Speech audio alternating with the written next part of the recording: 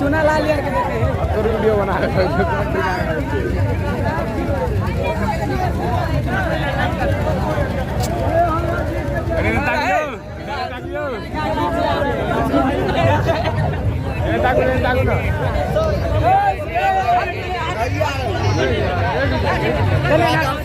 Hello दोस्तों, नमस्कार, प्रणाम। देखिए अभी हम लोग अपने दोस्त जितेंद्र जी के शादी में आए हैं, तो कितने हमारे दर्शक लोग हैं, सभी का जो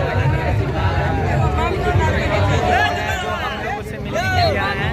ढेर सारा प्यार से बात है सब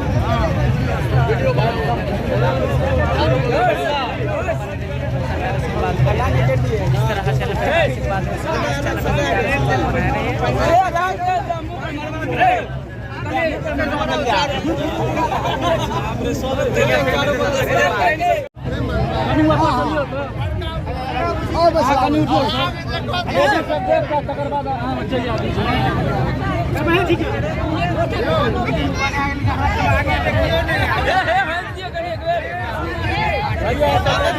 पंडाल का छोड़ना पता सबका लोग